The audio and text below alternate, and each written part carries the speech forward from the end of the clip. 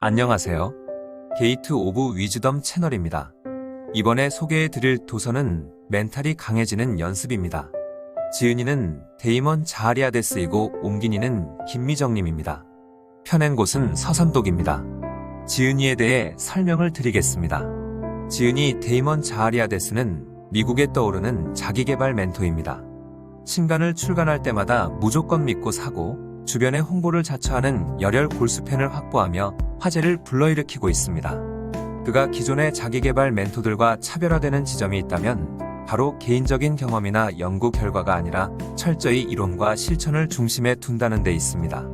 가슴을 잠깐 뛰게 하는 화려한 동기부여 연설보다 실제로 독자가 삶을 바꿀 수 있게 실용적인 방법을 제공하는 것이 더 유용하다고 믿기 때문입니다. 그래서 그는 직접 강연이나 워크숍을 하지 않고 오로지 책으로만 독자들과 소통하는 비밀에 쌓인 저자로 알려져 있습니다. 원래 평범한 직장인이었던 데이먼 자하리아데스는 쓸데없는 회의와 동료들과의 잡담으로 가득한 산만한 근무 환경을 버티다 못해 대기업 퇴사를 선언하고 창업에 뛰어들었습니다. 그는 자신과 같은 어려움을 겪고 있을 사람들을 위해 효율적으로 시간을 관리하고 업무 생산성을 극대화하는 법을 다룬 블로그를 운영하면서 자기개발 전문가로 주목을 받기 시작했습니다. 국내 출간된 도서로 에노라고 말하는 기술 등이 있습니다. 당신의 멘탈이 강해져야 하는 이유. 아무것도 하기 싫다거나 할 수 없을 것 같다는 생각에 사로잡혀 무기력을 느껴본 적이 있다면 당신의 멘탈은 강해져야 할 필요성이 있다. 결론부터 이야기하자면 이런 나약한 멘탈로는 당신이 원하는 바를 성취할 수 없기 때문이다. 한 개인이 장기간에 걸쳐 탁월함을 드러내기 위해서는 강한 멘탈을 가져야 한다. 혹독한 시련을 피할 수 있는 사람은 아무도 없다. 성공으로 향하는 길에는 온갖 장애물이 깔려 있기 마련이다. 목표를 향해 가는 자신을 이탈하게 만들고 주저앉게 만드는 장애물을 극복해야 한다. 강한 멘탈이야말로 성공과 실패를 가르는 기준이다. 미 특수부대 네이비실의 훈련에서 배울 수 있는 것. 미 해군 특수부대 네이비실의 요원만큼 포기의 유혹을 잘하는 사람이 있을까? 이들은 총 62주간의 혹독한 훈련 과정을 마쳐야 하며 여기에는 일주일간 잠을 자지 않고 극한의 고통을 겪는 것으로 유명한 지옥주 헤어윅가 포함되어 있다. 이 훈련 프로그램은 가장 강한 사람들을 제외하고 모두 속가내도록 극도로 까다롭게 구성되어 있다. 전체 과정을 통과하는 비율은 훈련생 7명당 단 1명이다. 하지만 널리 알려진 바와 달리 이 프로그램의 초점은 육체의 우월성을 가리는 데 있지 않다.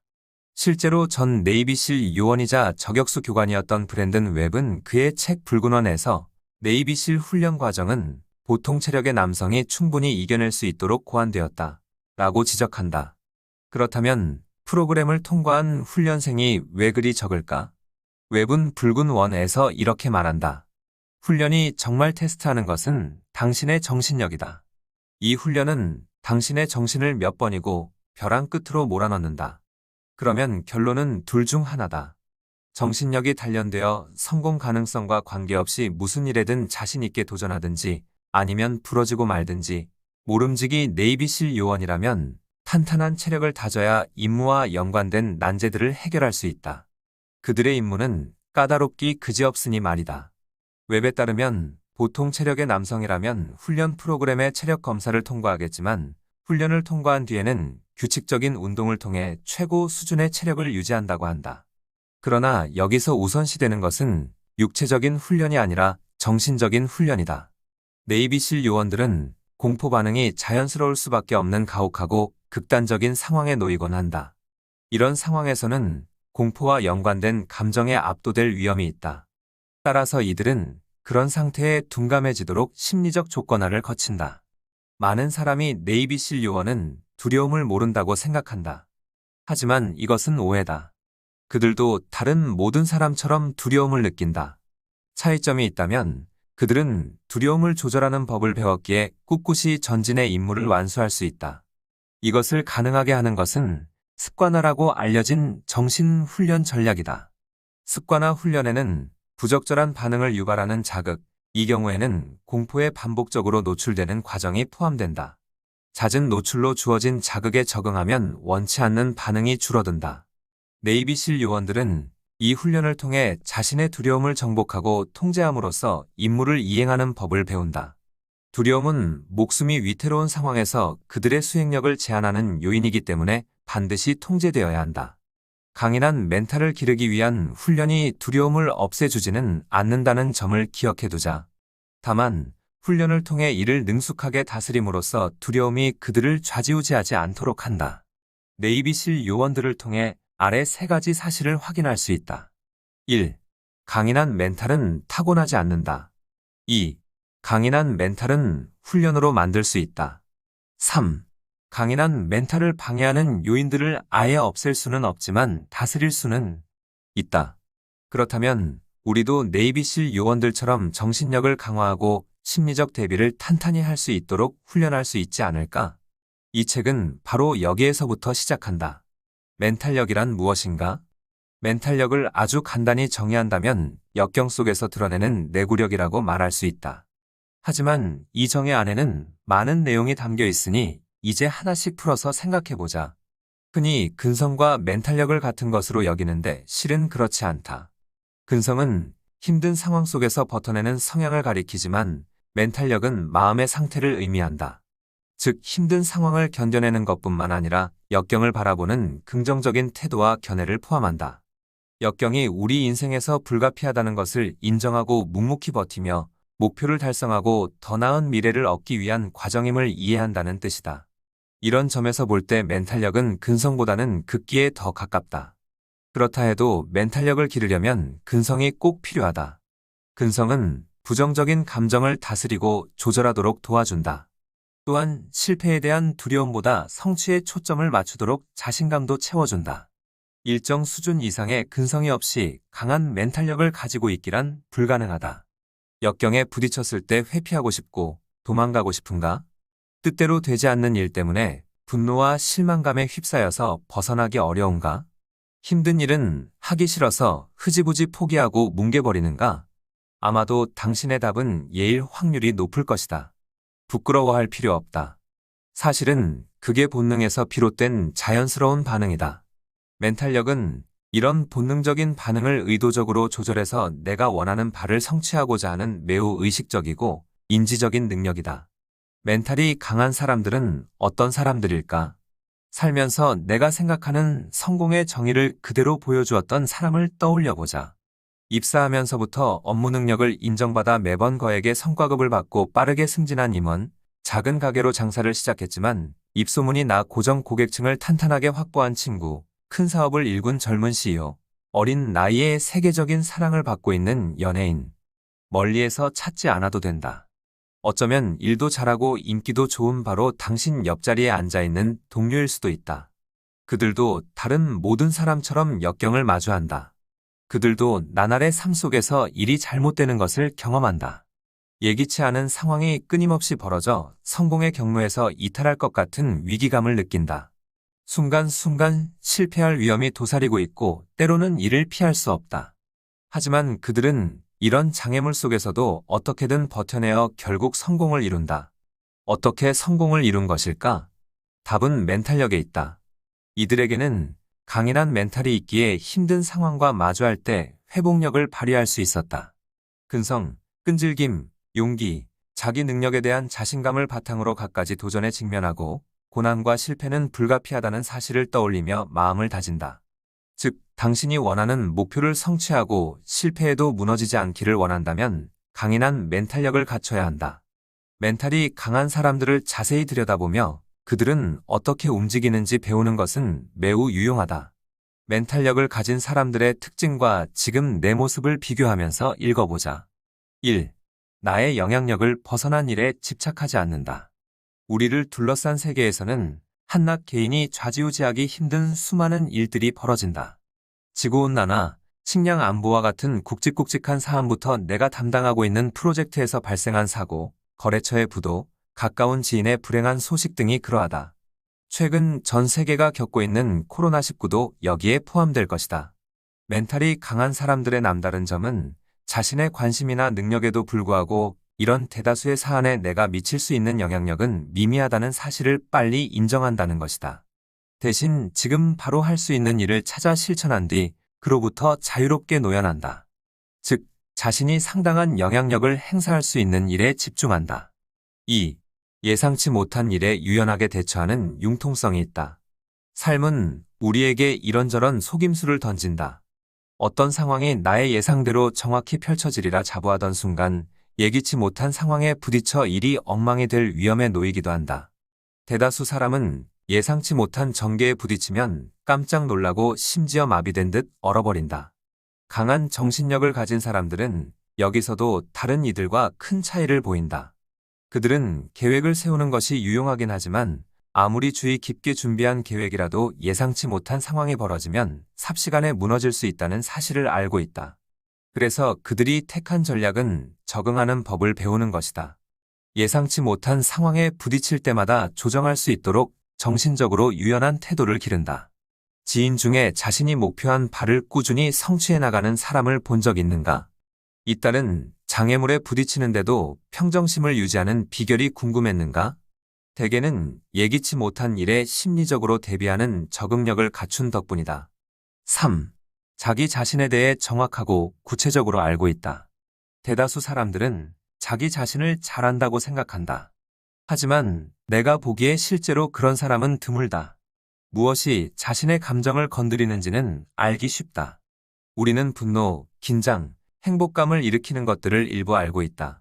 그러나 어떤 감정에 빠졌을 때 거기에서 빠져나오기 위해서 무엇을 해야 하는지는 모른다. 자신이 장점과 단점을 모두 보유하고 있다는 사실도 인지하고 있다. 하지만 장단점을 객관적으로 들여다보고 위기 상황에서 전략적으로 활용하는 경우는 거의 없다. 자기 자신을 제대로 인식하기란 이렇게 어렵다. 나의 정서적 상태, 나의 의사결정과 행동을 주도하는 동기, 나의 성격과 기질이 미치는 영향력을 깨닫는 것을 자기 인식이라고 한다. 진정한 자기 인식의 영역은 매우 깊고 구체적이다. 정신력이 강한 사람들은 자기 인식이 뛰어나다. 그래야만 한다. 이런 자각이 있어야 어떤 일이든 효과적으로 수행하고 눈앞에 펼쳐지는 모든 상황을 능숙히 다룰 자신감이 생긴다. 그들은 자신이 변화하는 상황에 적응하고 갖가지 장애물을 극복하리라 믿는다. 자신의 강점만큼이나 약점도 잘 알고 있기 때문이다. 덕분에 그들은 자기 감정을 조절하고 스트레스를 감내하며 일이 틀어져도 회복력을 유지한다. 4. 불확실한 상황에 직면하려는 의지가 강하다. 정신력이 강한 사람들은 뜻밖의 상황에 잘 적응하는 것은 물론이고 여기에서 더 나아가 불확실한 상황에 적극적으로 마주하려는 의지도 있다. 이들은 자신의 모든 계획이 불완전하다는 사실을 인정한다. 반대로 모든 계획은 예기치 못한 상황에 부딪혀 실패할 수 있다는 사실도 직관적으로 알고 있다. 1800년대 프로이센의 육군 참모총장을 지낸 헬무트 폰 몰트케는 이렇게 말했다. 어떤 전투 계획도 적과 마주한 순간 살아남지 못한다. 이런 사실을 알고 있지만 그들은 앞으로 밀고 나아가려 한다. 잠재적 실패가 곳곳에 도사리고 있음을 알면서도 행동에 나설 각오가 되어 있다. 이는 예외적인 특성이다. 여러 번 설명했듯이 인간은 예측 불가능성과 실패를 두려워한다. 그럼에도 멘탈력이 강한 사람들은 정서적 심리적, 심지어 육체적 패배의 위협을 안고 있는 불리한 상황을 숱하게 겪으며 오랜 시간에 걸쳐 자신을 단련시킨다. 5. 감정을 능숙하게 조절한다. 우리 모두는 부정적인 감정을 경험한다. 실망스러운 일들, 기대에 못 미치는 결과, 우리 삶을 복잡하게 만드는 뜻밖의 일들이 그런 감정을 몰고 온다. 직장에서 업무 평가 점수가 저조하게 나와 낙담한 적이 있을 것이다. 1년 동안 오로지 공부에만 파묻혀 살았다고 생각했는데 몇 문제 차이로 허망하게 떨어져서 깊은 좌절을 경험했을 수도 있다. 중요한 순간마다 업무 담당자인 내 의견은 묻지도 않고 멋대로 결정하는 팀장 때문에 부들부들 몸이 떨릴 정도로 엄청난 분노를 느끼기도 한다. 많은 사람이 자기 감성에 휘둘리며 산다. 이런 감정은 우리의 발목을 잡는다. 이성적인 판단을 통해 능률적으로 움직이지 못하게 만들므로써 개인적 직업적 성장을 가로막는다. 이것이 낙담, 분노, 좌절 등의 부정적인 감정을 경험할 때 생겨나는 문제다. 강한 멘탈을 가진 사람들은 감정을 조절하는 데 대가가 된 이들이다. 그들의 감성 지능은 대다수 동료보다 높다. 부정적인 감정을 전혀 경험하지 않는다는 뜻이 아니다. 오히려 그들은 이런 감정을 잘 파악해 자신을 다잡은 뒤 목적을 가지고 앞으로 나아간다. 6. 실망을 재빨리 털고 일어난다. 삶은 실망할 일투성이다. 덜어는 사소한 일이라 일상생활에 끼치는 영향이 미미하지만 어떤 것들은 무거운 실망을 안겨주어 몇 주, 몇 달간이나 우리 마음을 지배하기도 한다. 승진을 꿈꾸며 수년간 힘들게 업무에 매달렸는데 막상 때가 되자 마땅한 인정을 받지 못했다고 생각해보자. 몇 달 동안 새로운 메뉴를 개발했는데 갑자기 원재료 값이 폭등해서 도저히 팔 수 없는 상황이 됐다고 해보자. 이런 유형의 실망은 너무 충격적이어서 더는 위험을 감수하지 않게 만들 수도 있다. 꼼짝없이 마비될 정도로 실망이 커지면 목표를 설정하고 계획을 수립해 행동에 나서는 것은 꿈도 꾸지 못하게 된다. 요컨대 앞으로는 그런 실망감을 경험하지 않으려고 가진 애를 쓸 것이다. 강한 멘탈을 지닌 사람은 사태를 다르게 본다. 그들도 다른 사람들처럼 갖가지 실망을 겪을 수밖에 없다는 사실을 알고 있다. 하지만 그런 일들은 훌륭한 배움의 기회가 된다는 사실도 염두에 두고 사태를 살펴본다. 때로는 실망스러운 결과를 통해 잘못된 전술, 비효과적인 접근법, 피할 수 있는 실수를 깨닫는다. 멘탈력을 갖춘 사람들은 이러한 건강한 관점 덕분에 실패로부터 더 쉽게 털고 일어난다. 7. 실용적인 낙관주의자다. 우리는 날마다 부정적인 것들에 폭격을 맞는다. 최근 벌어진 정치 의혹, 불황이 임박했다는 보도 등을 접할 때면 우울하고 회의적인 기분에 빠지고도 남는다. 모든 일이 술술 잘 풀리면 좋겠지만 어떤 존재가 일부러 방해라도 하는 듯 하는 일마다 모이고 회방을 놓는 사람이 나타나기도 한다. 그럼에도 강한 멘탈력을 가진 사람들은 대체로 긍정적인 태도를 보인다. 이들은 미래를 낙관적으로 바라본다. 그러나 이들의 낙관주의는 조심스럽다. 정확히 말해 이들은 자신의 세상이 무너지는데도 마냥 씩씩하고 활기 있게 지내는 사람들은 아니다. 대신 다른 사람들 눈에는 재앙과 절망만 보일 때도 그들은 기회를 발견한다. 그리고 자신을 부정성으로부터 보호함으로써 그런 생각에 휩싸이기를 거부한다. 동시에 이들은 자신의 능력과 올바른 판단력으로 모든 상황을 최대한 활용할 수 있다는 자신감을 유지한다. 목표를 위해 이를 악물고 견디는 힘. 나는 대기업에서 일할 당시 부업을 시작했다. 사무실은 거실이었다. 나는 매일 새벽 4시에 일어나 내 사업을 돌보다가 회사로 향하곤 했다. 저녁에 귀가하면 곧장 업무에 돌입했다. 자정이 돼서야 겨우 누우면 4시간 정도 자고 일어나 다음날 아침에 똑같은 일과를 반복했다. 이 생활은 수년간 이어졌다. 당시 가장 친한 친구는 커피였다. 커피의 도움 외에 이런 생활을 가능하게 만든 것은 자기 수양의 힘이었다. 의지력도 동기부여도 아니었다. 내게 자연스럽지 않은 것, 불편하고 힘든 일을 날마다 억지로 실행한 것이다. 관건은 나의 충동을 조절하고 즉각적인 만족을 포기하며 극도의 불편함을 감수할 수 있느냐였다. 건강한 생활은 아니었다. 오랫동안 유지할 일도 아니었다. 사업을 키운 대가로 내 몸과 마음의 건강은 망가졌다. 하지만 나는 스스로 만든 혹독한 시련을 견뎌내면서 중요한 교훈을 배웠다. 첫째, 목표에 충분히 집중하고 있다면 무엇이든 억지로 견뎌낼 수 있다는 것을 알게 되었다. 이러한 인내력은 미루는 습관, 우유부단함, 두려움, 나태를 이기는 데 유익하다. 둘째, 자기 수양은 멘탈력의 필요 조건이라는 것도 알게 되었다. 자기 수양을 먼저 기르지 않고는 멘탈력을 기를 수 없다. 어떤 면에서 자기 수양을 쌓는 것은 멘탈력을 기르기 위한 훈련과 같다. 일종의 극기 훈련이라고 할 수 있다. 목표를 이루기 위해 장기전으로 꾸준히 노력하는 게 너무 힘들어서 매번 좌절하고 있다면, 불편을 감수하고 극기하는 데 어려움을 겪고 있다면 이 내용이 매우 유익할 것이다. 내 사업을 키워갈 당시의 나의 친구들과 가족들은 넌 정말 의지력이 대단해 라고 말하곤 했다. 하지만 이는 틀린 말이었다. 의지력만으로는 스스로 자처한 극기훈련, 그러니까 가혹한 수면 박탈과 철저한 만족지연을 수년간 지속할 수 없었을 것이다. 앞에서 논했듯이 의지력은 금세 쇠약해지는 제한적인 자원이다. 차에 넣어둔 연료처럼 사용하면 할수록 더 빨리 소모된다. 분명 의지력은 유용하다. 일시적으로나마 에너지가 폭발하면 당장 내가 원하는 것과 반대되는 행동을 의욕적으로 해낼 수 있다.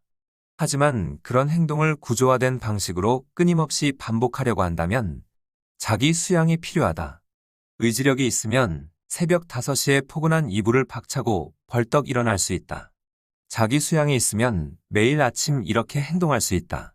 의지력이 있으면 일주일간 모든 여가와 휴식을 끊고 시험 공부를 할 수 있다. 자기 수양이 주는 통제력이 있다면 1년 동안 친구들과의 만남도 거절하면서 대학원 입학 준비나 변호사 자격증을 위한 공부를 할 수 있다. 의지력은 이따금 곁에 있을 뿐 대개는 얼굴을 보지 못하는 친구와 같다. 믿음직한 친구는 아니다. 자기 수양은 상황과 관계없이 언제나 곁에 머무는 친구와 같다. 이 친구와 우정을 쌓아두면 한치의 의심 없이 온전한 신뢰를 누릴 수 있다. 그러면 이제 자기 수양을 쌓는 방법을 알아보자. 솔직히 말해 자기 수양을 하는 뾰족한 비결은 없다. 여느 습관을 기르듯 시간과 노력을 들여야 한다. 그리고 다른 모든 습관을 기를 때처럼 그 과정에서 실패와 좌절을 겪을 수도 있다. 이 사실을 미리 알아두는 것이 유익하다. 그래야 여기저기서 넘어질 때 큰 실망에 빠지지 않는다. 당신이 로봇이 아닌 이상 분명 넘어지는 순간이 올 수밖에 없기 때문이다. 또한 자신을 용서하고 다시 안장에 오르기도 더 수월할 것이다. 아래 제시하는 5가지 방법은 내가 자기 수양을 쌓으려고 노력하는 과정에서 매우 유효한 방법들이었다. 1. 유혹거리가 없는 환경 만들기. 주변 환경에 존재하는 유혹을 아예 치워버리면 이를 이겨내기가 더 쉽다. 간식을 끊기 어려운 경우를 생각해보자.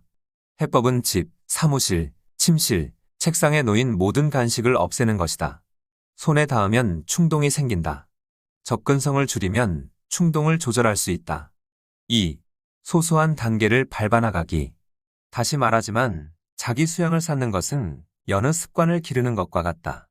하룻밤 사이에 엄청난 수양을 쌓겠다는 포부는 금물이다. 목표를 세우고 몇 주 또는 몇 달에 걸쳐 일관된 행동을 소소하게 밟아나갈 계획을 세우자. 그 과정에서 스스로 이룬 작은 승리들을 축하하자. 작은 단계를 밟아나가며 작은 성취감을 느끼면 앞으로 나아가기가 더 쉬워지고 보람도 커진다. 더불어 내가 운전대를 잡고 있다는 사실을 인식하도록 마음을 훈련하게 된다. 통제권은 당신이 쥐고 있다. 3. 행동 계획 만들기. 자기 수양을 우연에 맡기지 마라. 일관된 방식으로 집중력 있게 행동하도록 만들 합리적인 전략을 세우자. 예를 들어 매일 아침 전어를 쓰고 싶다고 해보자. 결심만 하면 자연히 하게 될 거라고 가정하지 마라. 달력에 전월쓰기라고 적어두고 미리 계획을 세우자. 매일 아침 시간을 정해두고 이는 결코 어길 수 없는 자신과의 시간이라고 여기자. 4. 단기적인 불편에 익숙해지기. 자기 수양을 쌓는 데 있어 단기적인 불편은 피할 수 없다. 목표를 이루려면 불쾌한 것을 참아내며 만족을 지연시키는 법을 배워야 한다. 이와 반대되는 행동은 자신의 충동을 즉각적으로 따르는 것이다. 예를 들어 힘들게 공부하는 대신 침대에 누워 웹툰을 보고 싶다면 그렇게 하면 된다. 직장 일이 지겨워졌다면 그만두면 될 일이다. 다이어트 중인데 최근 체중에 변화가 없어 너무 화가 난다면 다 포기하고 폭식하면 된다. 이 모든 것은 수양과는 정반대되는 행동이다. 좌절감, 짜증, 그 밖에 괴로운 기분이 들 때면 그 감정을 그대로 받아들이자. 피하지 마라. 그 감정들을 인식하되 휘둘리지 않으면 된다. 불편이 있을 수밖에 없다고 인정하고 받아들이는 순간 충동을 조절하는 능력이 강화될 것이다. 5. 눈앞에 있는 과제에만 몰두하기. 소설가 레이먼드 챈들러는 친구에게 자신의 지필 원칙을 이렇게 설명했다. 하루에 4시간 이상 일정한 시간을 두고 그 시간에는 글쓰기 외에는 아무것도 하지 말아야 한다는 것이지. 꼭 글을 써야 할 필요는 없어. 다만 다른 어떤 일도 하면 안 돼. 글을 읽거나 편지를 쓰거나 잡지를 훑어보거나 수표를 쓰는 것도 안 되는 거지. 글을 쓰기, 그게 아니면 아무 일도 하지 말 것. 이 관점은 내가 사업을 키워나갈 때 큰 도움이 되었다. 침침한 눈으로 커피를 마시며 카페인 효과가 바짝 일어나길 기다리면서 나는 스스로에게 이렇게 말했다. 지금 당장 이 웹사이트를 개발할 필요는 없어. 하지 않는 건 내 선택이야. 하지만 여기 앉아서 다른 행동은 아무것도 못해. 그러면 나는 예외 없이 작업에 들어갔다. 너무 거대한 역경을 마주했을 때, 고난은 인생의 일부다. 분명 당신도 운명이 내게 원한을 품었나 싶을 정도로 만사가 잘못되는 경험을 해봤을 것이다. 가족이 잇따라 암 환자가 되어 간호할 사람이 모자랄 지경이라거나 남자친구와 헤어져서 힘든 시간을 겪고 있는데 가장 친한 친구가 갑자기 외국으로 떠나 세상에 혼자만 남은 것 같은 일 말이다. 부모님의 빚을 갚기 위해 몇 년이나 고생을 하다 겨우 자리를 잡고 사업을 시작했는데 코로나19 때문에 다시 빈털터리가 됐을 수도 있다. 이런 일들은 너무 특별해서 어쩌다 텔레비전에 나오는 이야기 같지만 실제로는 누구나에게나 벌어질 수 있는 아주 흔한 일이기도 하다. 고난은 정말이지 불공평하고 불쾌한 경험이다. 게다가 그런 일은 항상 느닷없이 일어난다. 한 번으로 끝나지도 않는다. 삶이란 그런 것이다. 다행히 역경은 우리를 강하게 만든다. 극도의 열로 강철을 단련하면 합금이 단단해지듯이 우리의 심적 회복력도 역경 속에서 단단해진다. 하지만 이렇게 고생스럽고 실망스러운 과정으로부터 온전한 유익을 누리려면 자신감, 용기, 침착함을 가지고 역경을 맞이해야 한다. 이런 어려운 시기야말로 당신의 심리적 준비성, 정서적 회복력, 충동 조절, 의연함이 시험대에 오르는 때다. 핀란드 단어 중에 시수라는 말이 있다. 이 단어는 어려운 시기에 핀란드인이 드러내는 특별한 태도를 가리킨다. 시수의 의미를 그대로 전달하는 영어 단어는 없지만 대략 표현하자면 실패를 마주할 때 발휘하는 단호한 용기, 회복 탄력성, 근성 등을 모두 포함한 말이라고 할 수 있다. 핀란드인의 시수를 완벽히 묘사하는 감동적인 이야기가 있다. 1939년 말 소비에트 연방과 핀란드 사이의 협상이 결렬되면서 소비에트군이 핀란드를 침략했다. 누가 봐도 소비에트군이 유리한 전쟁이었다. 소비에트군은 핀란드군의 3배나 되는 군인 수를 자랑했으니 말이다. 게다가 핀란드인이 보유한 탱크는 32대뿐이었으나 소비에트군에는 수천 대가 있었고 전투기 114대를 보유한 핀란드에 비해 소비에트군은 4,000대에 가까운 전투기를 가지고 있었다. 수적으로 소비에트가 핀란드를 압도했다. 핀란드인이 힘겨운 전투를 감내할 거라고 기대한 사람은 아무도 없었다. 전세가 핀란드인에게 불리하다는 말도 절제된 표현이었다.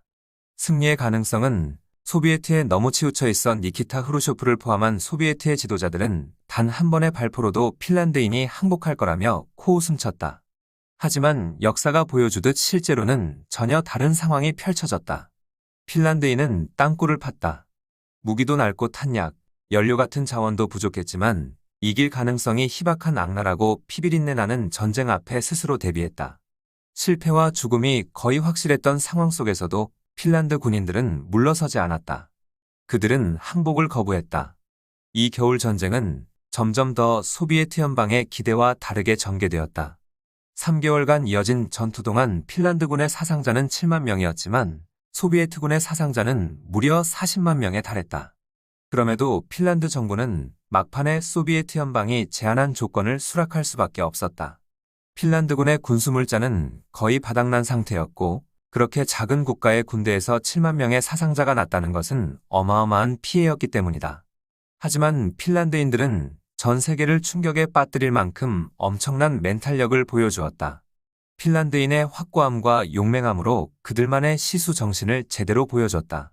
윈스턴 처칠은 1940년 런던 전역으로 방송한 연설에서 이렇게 말했다.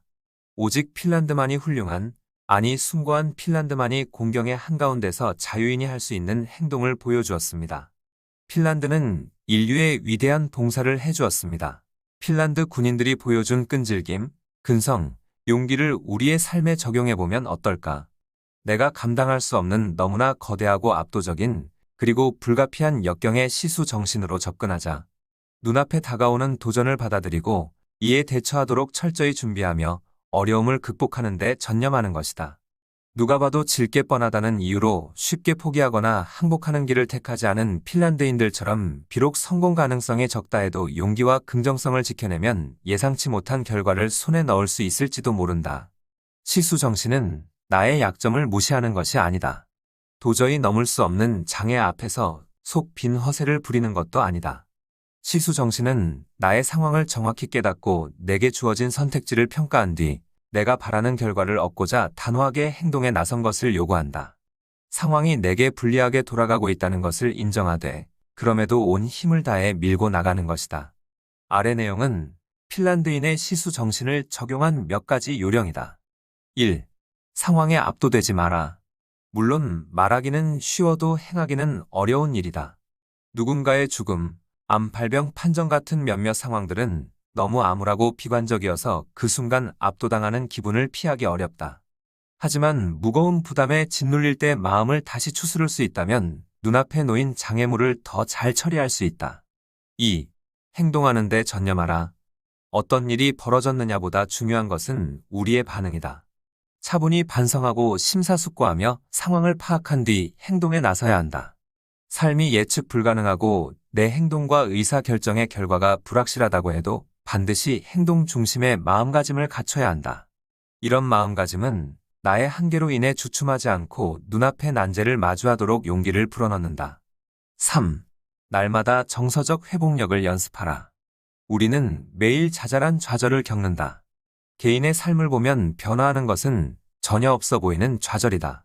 예를 들어 동네 스타벅스 매장에 갔는데 그날따라 내가 마시고 싶은 음료를 제공하지 않을 수도 있다. 공항으로 향하는 길에 뜻밖의 교통체증 속에 갇힐 수도 있다.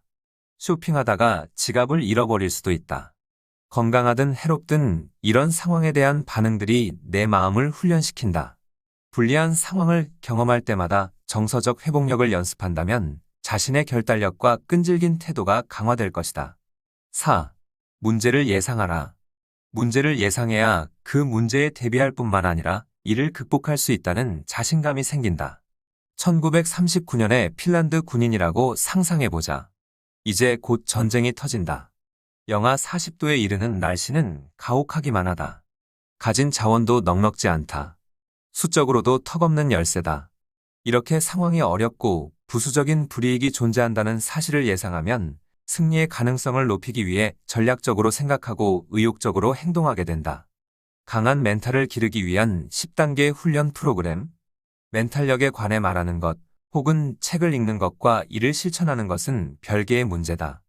여기에서는 쉽게 시작할 수 있는 간단한 행동 계획을 제시하려 한다. 앞으로 다룰 10단계는 멘탈력의 주요 원칙을 하나씩 집중적으로 살펴본다. 강한 멘탈을 기르기 위한 완전한 비법이 백과사전처럼 전부 실려 있는 것은 아니다. 다만 당신이 첫 발을 뗄 때 올바른 방향을 향하도록 도와줄 것이다. 사실 모든 것을 아우르는 프로그램을 제공할 수는 없다. 기본적인 것을 통달한 다음이라면 각자 멘탈력을 기르는 자기만의 여정에 들어설 테니 말이다. 앞서 파트 12에서 언급한 내용들을 총정리하는 것 같은 느낌이 들지도 모른다. 결국 우리의 지식을 삶으로 가져오기 위한 실전 과정이니 그 느낌은 당신이 이 책의 의도를 잘 따라오고 있다는 뜻이기도 하다. 이제 삶이 던져놓는 불가피한 난제, 복잡한 사태, 각종 스트레스 요인에 효과적으로 대처하는 데 필요한 기술과 지식을 하나씩 쌓아보자.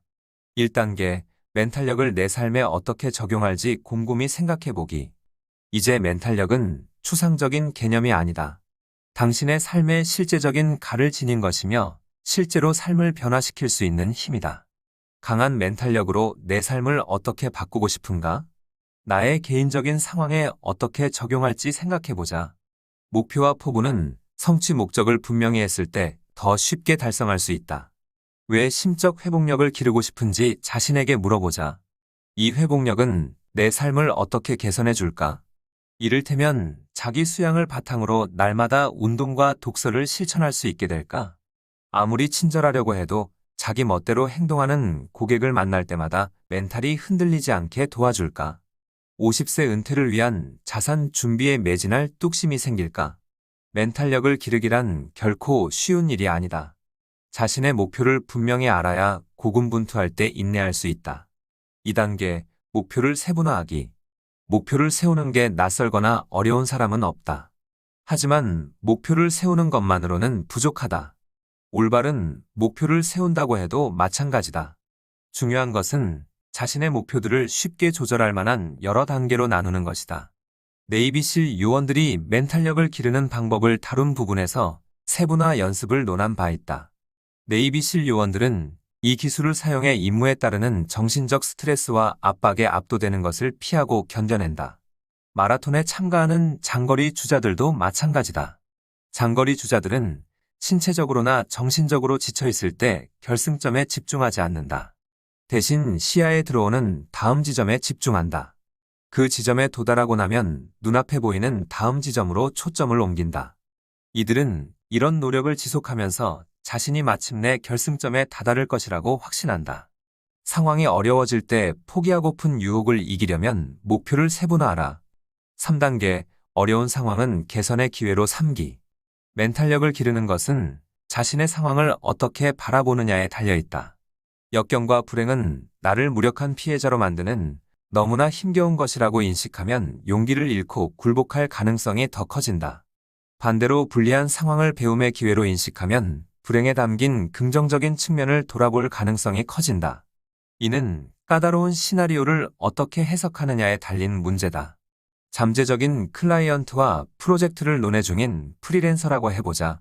클라이언트가 당신의 제안을 딱 잘라 거절하고는 논의를 진전시키지 않는다. 이때 습관적으로 자신을 부정적인 상황의 희생자로 인식하는 사람은 자신의 능력과 기술부터 문제 삼으려 할 것이다. 이런 결과가 반복적으로 나타나면 심지어 자신을 쓸모없는 존재로 여기기 시작하면서 사업을 접어야겠다는 결론에 다다를지도 모른다. 클라이언트의 거절을 긍정적인 관점에서 바라보았다고 가정해보자. 이번 문제를 계기로 당신의 요율 구조를 강화할 수도 있다.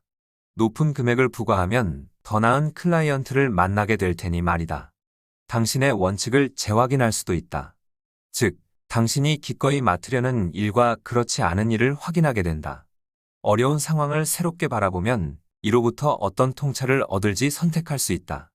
이러한 사고방식의 변화는 일이 틀어질 때 절망에 빠지느냐 아니면 더욱 인내할 의지를 품느냐를 좌우한다. 4단계, 부정적인 감정을 다스리도록 연습하기. 앞서 여러 번 언급했듯이 부정적인 감정은 자연스러운 것이다. 이런 감정들은 우리의 주의를 집중시키고 자신을 자극해 한 단계 성장하는데 매우 유용하다. 문제는 불안, 분노, 두려움 등의 감정에 사로잡혀 전혀 행동하지 못할 수도 있다는 점이다. 약간의 부정적 감정은 큰 도움이 되지만 이런 감정이 심해지면 금세 과부하에 걸릴 수 있다. 부정적인 감정을 억눌러서는 안 된다. 이런 감정들을 다스리는 가장 좋은 방법은 자신의 감정이 논리와 이성에 부합하는지 묻는 것이다. 이들이 서로 일치한다면 일이 잘못될 때 목적에 맞게 행동하고 올바른 의사결정을 내리기가 훨씬 쉽다. 당신의 퇴직 포트폴리오가 시장에서 된소리를 맞았다고 해보자. 수치가 하위 25%에 그쳤다.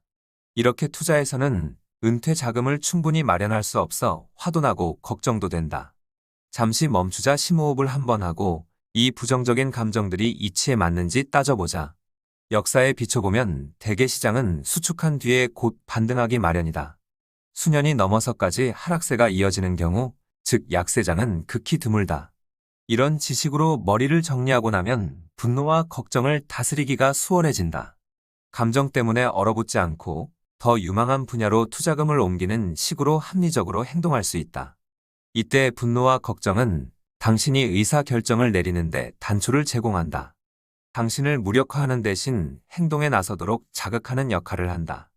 부정적인 감정을 다스리기가 언제나 쉬운 것은 아니다. 하지만 일관된 태도로 이 기술을 활용한다면 점점 더 수월해진다.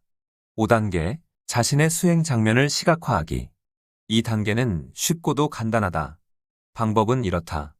어떤 일을 시작할 때마다 먼저 눈을 감고 그 일을 완벽하게 수행하는 자기 모습을 그려보는 것이다. 이때 갖가지 어려운 상황에 어떻게 대응할지도 상상해본다. 자신의 수행 장면을 머릿속으로 재현하는 것은 두 가지 면에서 중요하다. 첫째, 성공을 기대하는 마음가짐을 갖게 된다. 짐 아프레모는 그에 져서 젊은 챔피언의 마인드에서 다음과 같이 지적한다. 뇌는 때때로 실제 경험과 생생하게 상상한 경험을 구분하지 못한다. 두 경험에 대해 뇌 속에서 같은 체계가 작동하기 때문이다. 자신이 무언가를 성공적으로 해내는 모습을 시각화할 때 뇌는 이 모습이 실제라고 생각한다. 따라서 시각화는 말 그대로 성공의 기회를 높여준다. 이런 이유로 세계적인 운동선수들은 시합 전에 자신이 시합에서 이기는 모습을 반복해서 상상한다. 그들에게 효과가 있는 방법이라면 당신에게도 효과적일 것이다. 둘째, 머릿속으로 재현하는 것은 일어날 만한 모든 비상사태에 대비하게 해준다. 갖가지 어려운 상황에 자신이 어떻게 대응할지 시각화하면 정신이 더 빠르게 반응할 수 있다. 각각의 사태를 그때그때 해석해 적당한 반응을 고르는 대신 이미 생각해둔 반응 행동이 나오게 된다. 그래서 장애물에 직면했을 때 상황을 반추하는 시간을 줄이고 게임으로 돌아가기가 더 수월해진다. 6단계, 내면의 비판자 다스리기. 부정적인 감정처럼 내면의 비판자도 당신의 친구이거나 적이다. 이는 대체로 당신이 그에게 얼마만큼의 통제력을 발휘하느냐에 달려있다. 내면의 비판자가 발휘하는 막강한 영향력 중 하나는 재앙적 사고다. 모든 상황에서 최악의 결과가 나타날 거라고 추측하는 전망은 논리와 이성에 반하는 것이며 역경 속에서 꿋꿋이 밀고 나가려는 우리의 의도에 맞선다. 간식을 멀리하려고 애쓰고 있다고 가정해보자. 어느 날 유혹을 이기지 못하고 도넛을 하나 먹었다. 내면의 비판자는 이 실수 하나가 비참한 결과를 가져올 거라며 당신을 확신시키려 한다. 건강한 식생활은 영영 지키지 못할 것이며 결국 병적인 비만 상태가 되어 딱할 정도로 게으른 사람이 될 거라고 비난한다. 모든 주변 사람에게 웃음거리가 될 테고 무엇보다도 당신이 실패할 운명이라는 게 드러날 거라고 찔러댄다. 내면의 비판자는 이토록 지독하다. 하지만 긍정적인 자기 대화를 연습함으로써 내면의 부정적인 독백을 다스리는 법을 배울 수 있다. 또 다른 허위나 허세를 스스로에게 속삭이라는 게 아니다. 긍정적으로 생각을 관리하라는 뜻이다. 당신의 강점을 확고히 다지고 약점을 인정하며 의지를 동원해 약점을 개선할 수 있는 자신의 능력을 인정하는 것이다. 그러면 내면의 비판자는 자기 말을 들어줄 사람이 없다는 사실을 알게 될 것이다. 7단계, 정서적 빙하 없애기. 정서적 빙하란 자기 자신을 바라보는 방식, 다른 사람들에게 기대하는 행동 방식, 세상 속의 자신의 위치 등에 관한 개인적인 신념을 가리킨다. 이 빙하에 관해 우리는 극히 일부만을 자각한다. 실제 빙하가 그렇듯이 정서적 빙하도 대부분의 덩어리는 수면 아래에 있고 눈에 보이는 것은 그 위로 드러난 빙하의 끄트머리일 뿐이다. 이로 인해 우리는 정서적 빙하가 우리 의지와 반대로 작용할 때 이를 놓치곤 한다. 다음은 정서적 빙하의 몇몇 사례다. 내가 하는 모든 일은 완벽해야 해. 삶은 공평해야 해. 내가 실패하는 이유는 내가 원래 그런 인간이기 때문이야. 감정을 드러내는 건 나약하다는 증거지. 부모님은 내가 해드리는 걸 고맙게 여기셔야 해. 나는 동료들의 존중을 받아 마땅해. 갈등은 항상 피해야 해. 정서적 빙하는 교활하다. 음흉하고 미묘하게 움직이면서 우리 눈을 피해 서서히 우리의 결심, 근성, 충동 조절력을 갉아먹으려 한다. 설상가상으로 이들 중 다수는 유년기에 생겨나 우리 정신에 깊게 스며들어 있다. 하지만 빙하를 부서지게 만들다가 결국엔 없앨 수 있다. 그 비결은 이의를 제기해 정서적 빙하에 자꾸 돌을 던지는 것이다. 까다로운 상황에선 나도 모르게 해로운 방식으로 반응하는 자신을 또다시 발견한다면 잠시 멈추고 이유를 살펴보자. 예를 들어 의도치 않게 누군가를 화나게 만들고는 서둘러 이를 무마하려 한다고 해보자. 당신은 상대가 다시는 화를 내지 않게 만들려고 애쓰고 있다. 이때 잠시 멈추고 당신이 왜 그런 식으로 행동했는지 살펴보자. 모든 사람이 언제나 당신과 원만하게 지내야 한다고 믿기 때문인가? 그렇다면 이 개인적 신념이 사실인지 자문해보자. 비합리적인 생각은 아닌가? 정서적 빙하에 꾸준히 이의를 제기하면 이를 서서히 녹여 전보다 덜 위협적인 존재로 만들 수 있다. 8단계, 좌절과 실패를 딛고 회복하도록 연습하기. 불행한 상황을 겪고도 이내 털고 일어나는 사람을 본 적이 있는가? 그들을 보면 회복이 참 쉬워 보인다. 한편으로는 어떻게 그럴 수 있나 궁금하기도 했을 것이다. 나는 그 답을 알고 있다. 그들이 그럴 수 있는 비결은 바로 연습이다. 좌절을 딛고 회복하는 법을 타고나는 사람은 없다. 이것은 배워 익히는 것이다. 우리는 경험을 통해 실패는 그리 재앙적이지 않고 실패했다고 모든 것이 끝나는 것도 아니라는 사실을 알게 된다. 넘어지면 다시 일어나 툭툭 털고 앞으로 나아가면 된다. 이 과정은 많이 해볼수록 쉬워진다. 실패로부터 빨리 회복하는 데는 두 가지가 중요하다. 첫째, 실패 경험에 관한 부정적인 생각을 즉시 마주하고 논박해야 한다. 둘째, 자기 마음속에서 자신의 능력, 창의력, 자기 가치를 인정하는 쪽과 연결고리를 회복해야 한다. 직장에서 발표를 맡았는데 엉망으로 진행했다고 해보자. 부정적인 생각에 몹시 예민한 사람이라면 자기 질책에 빠져 허우적될 것이다. 나는 무능하고 아마추어 같고 다른 사람에게 무언가를 지시하거나 알리는 자질이 전혀 없다고 판단할지도 모른다. 앞으로 다시는 발표하지 않겠다고 다짐할 수도 있다. 실패에 관해 전혀 다른 사고방식을 가진 사람이라고 해보자. 부정적인 생각이 수면 위로 올라오면 즉시 이를 논박한다. 그 생각들이 사실이 아니라는 것을 잘 알기 때문이다. 그러고 나서 자신이 매우 숙련되고 지식이 출중하며 창의적이고 수완이 좋다는 사실을 상기한다. 이를 바탕으로 얼른 좌절을 털고 일어난다. 발표를 망친 이유를 파악한 뒤 다음번 발표는 성공적으로 마칠 수 있다고 확신한다. 좌절로부터 회복하는 연습을 반복할수록 실패를 경험했을 때 덜 낙담한다. 결국 툭툭 털고 일어나 정상 궤도로 돌아오는 것이 본능적으로 이루어진다는 것을 깨닫게 될 것이다. 9단계, 자기 수양과 근성을 북돋는 습관 기르기. 알람이 울리기 몇 분 전에 이미 잠에서 깨어 있었지만 따뜻한 이불에서 벗어나지 못하고 그대로 누워있던 적이 있는가? 그러다가 알람이 울리면 그제야 자리에서 일어난다. 알람을 시작으로 양치하고 샤워하고 옷을 챙겨 입고 커피를 마시는 아침 루틴이 진행된다. 이 루틴은 습관의 연속으로 이루어져 있다. 매우 귀찮은 첫 번째 행동이 어렵게 여겨질 뿐이지 전체 루틴은 물 흐르듯 진행된다. 즉, 비몽사몽 정신이 없는 와중에도 몸이 저절로 움직여 출근 준비를 마칠 수 있는 것은 회사에 가야 한다는 의지가 아니라 습관 덕분이다. 앞서 지적했듯이 장애물을 극복해야 할 때 우리의 습관은 의지력이나 동기부여보다 믿음직하다. 습관은 충동을 다스리도록 도와줌으로써 우리를 궤도에 유지시킨다. 또한 유혹에 굴복하기보다는 눈앞의 도전에 주의를 기울임으로써 만족을 지연하게 한다. 회의 때마다 1시간, 2시간씩 쓸데없는 이야기를 하는 상사 때문에 괴로워하고 있다고 생각해보자. 해야 할 일이 잔뜩 쌓여 있는데 자리에 돌아오면 정신이 멍해지고 아무것도 하기 싫은 마음이 든다. 그러면 자리로 돌아오기 전에 사무실 밖으로 나가 10분간 바람을 쐬는 습관을 들여보자. 신선한 공기도 마시고 머리를 비우고 나면 다시 일을 시작하기가 쉬워진다. 습관은 어려운 일들과 복잡한 사태에 직면했을 때 더 수월하게 버티도록 도와준다. 나만의 좋은 습관을 만들어보자. 거창하지 않아도 좋다. 사소한 것부터 시작해라. 그러면 불편하거나 압박감에 짓눌릴 때 포기하고픈 마음이 줄어들 것이다. 10단계, 소소한 승리를 기념하기. 우리는 최종 결과에 집중하곤 한다. 대학에서는 성적을 놓고 성공을 정해 내린다. 원하는 승진을 이루었 날을 놓고 성공을 정의한다. 목표한 최종 몸무게에 도달하느냐에 집중한다. 최종 결과에 집중하는 것은 칭찬할 만하다. 하지만 이를 위해 노력하는 과정에서 맛보는 소소한 성공을 무시할 때도 많다. 그래서는 안 된다. 자잘한 성공들은 좌절을 경험할 때 계속해서 노력하도록 마음을 훈련하는데 중요한 요소다. 종잣돈을 만들기 위해 1억을 모으는 목표를 세웠다고 해보자. 쉽게 모을 수 있는 큰 돈은 아니니 생활비도 아끼고 좋은 금리를 찾아 적금도 드는 등 여러 가지 노력을 하게 될 것이다. 하지만 이런 생활을 몇 달 하다 보면 열심히 돈을 버는 것도 지금 행복하기 위해서인데 내가 돈 모으자고 하고 싶은 것도 못하나 하는 생각이 들면서 회의감이 든다.